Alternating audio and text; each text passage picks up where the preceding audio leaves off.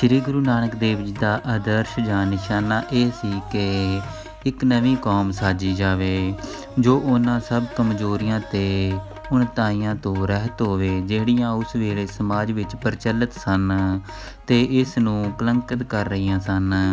ਇਸ ਕਰਕੇ ਧਾਰਮਿਕ ਜਾਂ ਆਤਮਿਕ ਸਿੱਖਿਆ ਦੇ ਨਾਲ ਆਪ ਨੇ ਸਮਾਜ ਸੁਧਾਰ ਵੱਲ ਵੀ ਧਿਆਨ ਦਿੱਤਾ ਸੀ। ਇਹ ਕਾਰਜ ਗੁਰੂ ਅੰਗਦ ਦੇਵ ਜੀ ਨੇ ਜਾਰੀ ਰੱਖਿਆ ਸੀ। ਗੁਰੂ ਅਮਰਦਾਸ ਜੀ ਨੇ ਵੇਖਿਆ ਕਿ ਬਹੁਤ ਸਾਰੇ ਮਨੁੱਖਾਂ ਨੇ ਸਿੱਖੀ ਤਾਂ ਧਾਰਨ ਕਰ ਲਈ ਹੈ ਅਤੇ ਉਹ ਆਪਣੇ ਰੋਜ਼ ਦੇ ਨਿੱਜੀ ਜੀਵਨ ਵਿੱਚ ਸਿੱਖੀ ਦੇ ਨਿਯਮਾਂ ਦੀ ਪਾਲਣਾ ਕਰਨ ਦਾ ਵੀ ਯਤਨ ਕਰ ਰਹੇ ਹਨ, ਪਰ ਅਜੇ ਕਈ ਅਜਿਹੀਆਂ ਸਮਾਜਿਕ ਰੀਤੀ ਰਸਮਾਂ ਅਤੇ ਭਰਮਾਂ ਵਹਿਮਾਂ ਵਿੱਚ ਫਸੇ ਹੋਏ ਹਨ ਜੋ ਸਿੱਖੀ ਦੇ ਮੁੱਢਲੇ ਕੇਂਦਰ ਅਸੂਲਾਂ ਉਪਦੇਸ਼ਾਂ ਦੇ ਉਲਟ ਹਨ। ਮਿਸਾਲ ਵਜੋਂ ਸੰਗਤ ਜਾਂ ਦੀਵਾਨ ਵਿੱਚ ਬੈਠੋ ਤਾਂ ਉਹ ਸਭ ਮਨੁੱਖਾਂ ਨੂੰ ਇੱਕੋ ਪਿਤਾ ਦੇ ਜਾਏ ਭੈਣ ਭਰਾ ਸਮਝਦੇ ਸਨ, ਪਰ ਬਾਹਰ ਸਮਾਜ ਵਿੱਚ ਅਤੇ ਵਰਤੋਂ ਵਿਹਾਰ ਵਿੱਚ ਜਾਤ ਪਾਤ ਅਤੇ ਊਚ ਨੀਚ ਦੇ ਫਰਕ ਵਿਤਕਰੇ ਅਜੇ ਚਾਲੂ ਸਨ ਅਤੇ ਅਨੇਕ ਬੰਦਿਆਂ ਨੂੰ ਅਛੂਤ, ਪਿੱਟੇ ਹੋਏ ਅਤੇ ਪਿੱਟਣਹਾਰੇ ਮੰਨਿਆ ਜਾਂਦਾ ਸੀ। ਉਹਨਾਂ ਨੂੰ ਦੁਰਕਾਰਿਆ ਜਾਂਦਾ ਸੀ ਅਤੇ ਪਿਆਰ ਦੀ ਥਾਂ ਉਹਨਾਂ ਨਾਲ ਨਫ਼ਰਤ ਕੀਤੀ ਜਾਂਦੀ ਸੀ। ਗੱਲ ਕੀ ਬਹੁਤ ਸਾਰੇ ਸਿੱਖਾਂ ਦਾ ਸਮਾਜਿਕ ਜੀਵਨ ਨਿੱਜੀ ਜੀਵਨ ਨਾਲੋਂ ਹੋਰ ਨਿਯਮਾਂ ਵਾਲਾ ਅਤੇ ਸਿੱਖੀ ਨਿਯਮਾਂ 'ਤੇ ਰਹਿਤ ਮਰਿਆਦਾ ਦੇ ਉਲਟ ਸੀ।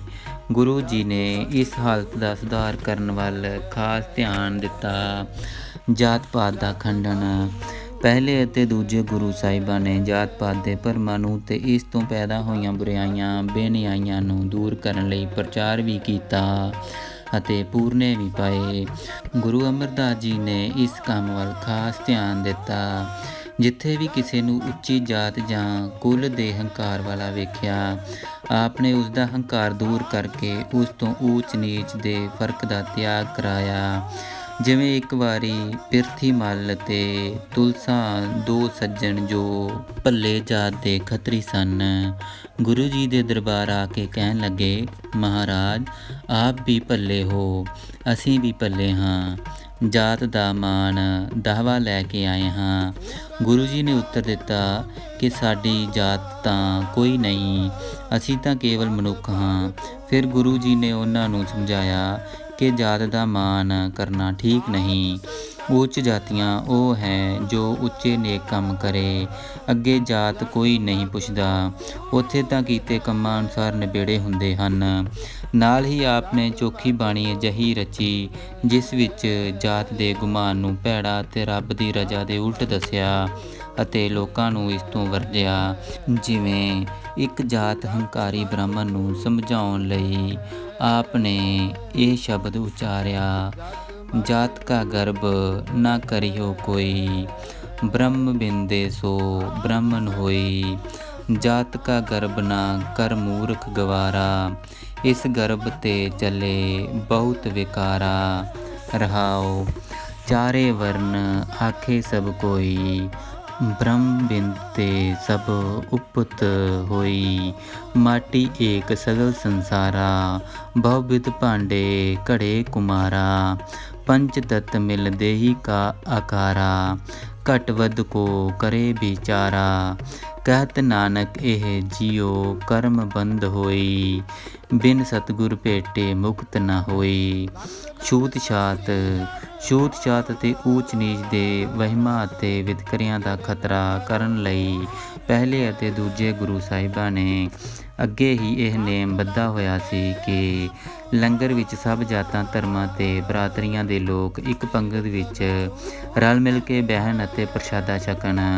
ਇਹ ਢੰਗ ਚੋਖਾ ਸਫਲ ਹੋਇਆ, ਪਰ ਉਦੋਂ ਕਈ ਭਰਮੀ ਵਹਿਮੀ ਬੰਦੇ ਦੀਵਾਨ ਵਿੱਚ ਤਾਂ ਆ ਬਹਿੰਦੇ ਸਨ ਅਤੇ ਗੁਰੂ ਜੀ ਦੇ ਦਰਸ਼ਨ ਕਰਕੇ ਉਹਨਾਂ ਦੇ ਬਚਨ ਸੁਣ ਕੇ ਮਨਾਂ ਨੂੰ ਠੰਡ ਪਾਉਂਦੇ ਸਨ, ਪਰ ਉਹ ਲੰਗਰ ਵਿੱਚੋਂ ਪ੍ਰਸ਼ਾਦਾ ਨਹੀਂ ਸਨ ਛਕਦੇ।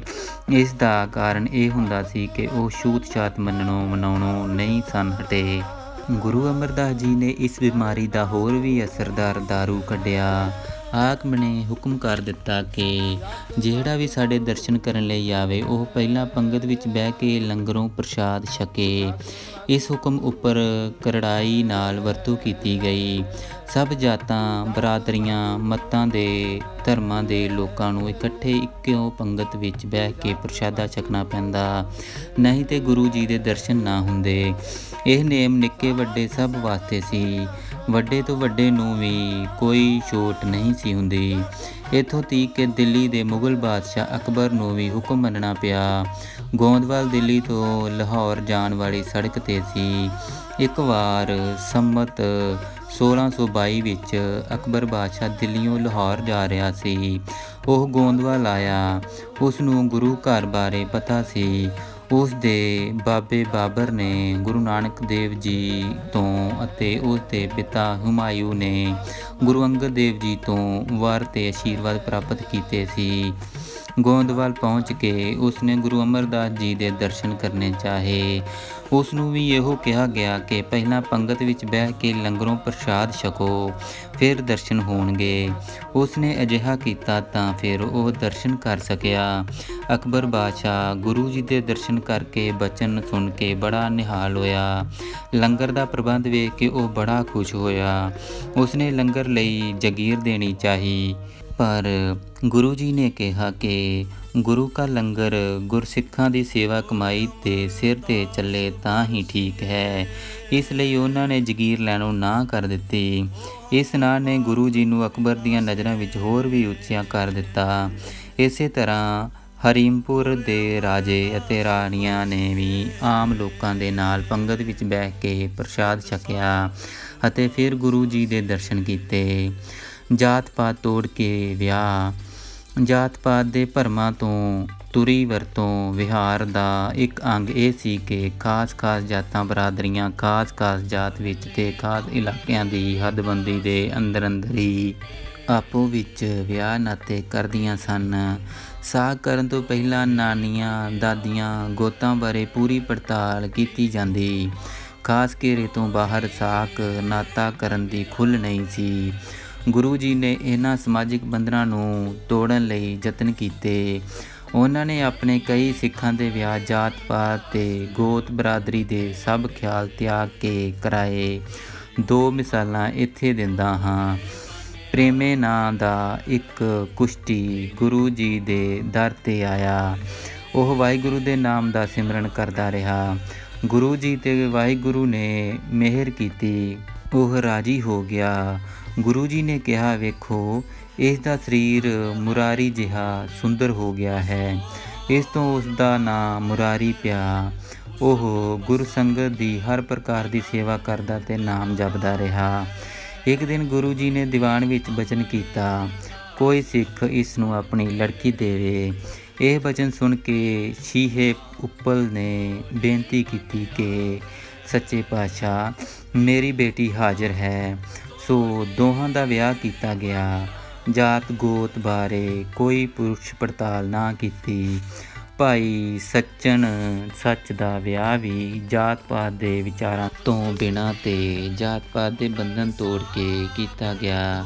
ਇੱਥੇ ਹੀ ਬਸ ਨਹੀਂ, ਗੁਰੂ ਜੀ ਨੇ ਆਪਣੀ ਸਪੁੱਤਰੀ ਬੀਬੀ ਦਾਨੀ ਦਾ ਵਿਆਹ ਸ਼੍ਰੀ ਰਾਮਾ ਜੀ ਨਾਮੇ ਸਧਾਰਨ ਸਿੱਖ ਨਾਲ ਕੀਤਾ ਤੇ ਬੀਬੀ ਭਾਨੀ ਜੀ ਲਈ ਘੁੰਗਣੀਆਂ ਵੇਚਣ ਵਾਲੇ ਯਤੀਮ ਗੱਭਰੂ ਸ਼੍ਰੀ ਜੇਠਾ ਜੀ ਨੂੰ ਜਾਤ ਪਾਤ ਸੰਬੰਧੀ ਕਿਸੇ ਪ੍ਰਕਾਰ ਦੀ ਪੁੱਛ-ਗਿੱਛ ਕਰਨ ਤੋਂ ਬਿਨਾਂ ਚੁਣਿਆ। ਇਸ ਤਰ੍ਹਾਂ ਆਪ ਨੇ ਸਮਾਜ ਸੁਧਾਰ ਦੀ ਅਸਚਰਜ ਮਿਸਾਲ ਪੇਸ਼ ਕੀਤੀ। ਦੇਸ਼ ਵਿੱਚ ਚਿਰਾਂ ਤੋਂ ਤੁਰੀ ਆ ਰਹੀ ਸਤੀ ਦੀ ਰਸਮ ਬੰਦ ਕਰਨ ਵੱਲ ਗੁਰੂ ਜੀ ਨੇ ਖਾਸ ਧਿਆਨ ਦਿੱਤਾ।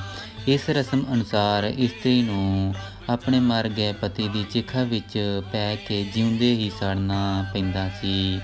ਗੁਰੂ ਜੀ ਨੇ ਇਸ ਰਸਮ ਨੂੰ ਨਿੰਦਿਆ ਅਤੇ ਵਰਜਿਆ। ਆਪ ਨੇ ਫਰਮਾਇਆ, ਸਤਿਆ ਇਹ ਨਾ ਆਖੀਅਨ ਜੋ ਮੜਿਆ ਲੱਗ ਜਲਨ, ਨਾਨਕ ਸਤਿਆਂ ਜਾਨੀਅਨ ਜੇ ਬਿਰਹੇ ਚੋਟ ਮਰਨ, ਭੀਸੋ ਸਤਿਆਂ ਜਾਨੀਅਨ ਸੀਲ ਸੰਤੋਖ ਰਹਨ, ਸੇਵਨ ਸਾਈ ਆਪਣਾ ਨਿਤ ਉੱਠ ਸੰਭਾਲਨ, ਅਰਥਾਤ ਸਤੀਆਂ ਉਹ ਨਹੀਂ ਅਖਵਾ ਸਕਦੀਆਂ ਜੋ ਮੁਰਦਿਆਂ ਨਾਲ ਮੜੀਆਂ ਵਿੱਚ ਬਹਿ ਕੇ ਸੜ ਮਰਨ। ਅਸਲੀ ਸਤੀਆਂ ਤਾਂ ਉਹ ਹਨ ਜੋ ਪਤੀ ਵਿਛੋੜੇ ਦੇ ਸਦਮੇ ਨਾਲ ਹੀ ਪ੍ਰਾਣ ਤਿਆਗ ਦੇਣ। ਉਹ ਵੀ ਸਤੀਆਂ ਹਨ ਜੋ ਪਤੀ ਦੇ ਚਲਾਣੇ ਮਗਰੋਂ ਆਪਣਾ ਚਾਲ ਚਲਣ ਉੱਚਾ ਸੁੱਚਾ ਰੱਖਣ ਅਤੇ ਪਰਮਾਤਮਾ ਦਾ ਨਾਮ ਜਪਣ। ਗੁਰੂ ਜੀ ਨੇ ਇਸਤਰੀ ਜਾਤੀ ਨੂੰ ਸਮਾਜ ਦੇ ਪਏ ਅਯੋਗ ਬੰਧਨਾਂ ਤੋਂ ਛੁਡਾ ਕੇ ਉਸ ਨੂੰ ਉੱਚਿਆ ਚੁੱਕਣ ਅਤੇ ਸਮਾਜ ਵਿੱਚ ਮਾਣ ਵਾਲੀ ਪਦਵੀ ਦੇਣ ਦੇ ਯਤਨ ਕੀਤੇ। ਆਪ ਨੇ ਇਸਤਰੀਆਂ ਦੇ ਪਰਦੇ ਅੰਦਰ ਰਹਿਣ ਅਤੇ ਘੁੰਡ ਕੱਢਣ ਦੇ ਰਿਵਾਜ ਨੂੰ ਵੀ ਦੂਰ ਕੀਤਾ। ਸਭ ਮਾਈਆਂ ਬੀਬੀਆਂ ਖੁੱਲ੍ਹੇ ਮੂੰਹ ਸੰਗਤ ਵਿੱਚ ਆਉਂਦੀਆਂ ਸਨ, ਲੰਗਰ ਵਿੱਚ ਸੇਵਾ ਕਰਦੀਆਂ ਸਨ ਅਤੇ ਪੰਗਤ ਵਿੱਚ ਬਹਿ ਕੇ ਪ੍ਰਸ਼ਾਦ ਛਕਦੀਆਂ ਸਨ। ਦਰਸ਼ਨ ਕਰਨ ਆਈਆਂ ਰਾਜਾ ਹਰੀਪੁਰ ਦੀਆਂ ਰਾਣੀਆਂ ਨੂੰ ਆਪ ਨੇ ਉਪਦੇਸ਼ ਕੀਤਾ ਕਿ ਸੰਗਤ ਵਿੱਚ ਘੁੰਡ ਕੱਢਣਾ ਅਤੇ ਪਰਦਾ ਕਰਨਾ ਠੀਕ ਨਹੀਂ। ਉਹਨਾਂ ਨੇ ਹੁਕਮ ਮੰਨਿਆ। ਸਮਾਜ ਵਿੱਚ ਬੰਦੇ ਦੀ ਮੌਤ ਮਗਰੋਂ ਕਈ ਭੈੜੀਆਂ ਰਸਮਾਂ ਕੀਤੀਆਂ ਜਾਂਦੀਆਂ ਸਨ। ਆਪ ਨੇ ਇਹਨਾਂ ਸਭ ਦੀ ਮਨਾਹੀ ਕੀਤੀ ਅਤੇ ਮ੍ਰਿਤਕ ਸੰਸਕਾਰ ਬਾਰੇ ਗੁਰਮਰਿਆਦਾ ਕਾਇਮ ਕੀਤੀ। ਗੱਲ ਕਿ ਜਿੰਨੀਆਂ ਵੀ ਬੁਰਾਈਆਂ ਅਤੇ ਕੁਰੀਤੀਆਂ ਸਮਾਜ ਵਿੱਚ ਪ੍ਰਚਲਿਤ ਸਨ, ਗੁਰੂ ਜੀ ਨੇ ਸਭ ਨੂੰ ਦੂਰ ਕਰਨ ਅਤੇ ਉਹਨਾਂ ਦੇ ਤਾਂ ਚੰਗੇਰੀ ਮਰਿਆਦਾ ਤੋਰੀ।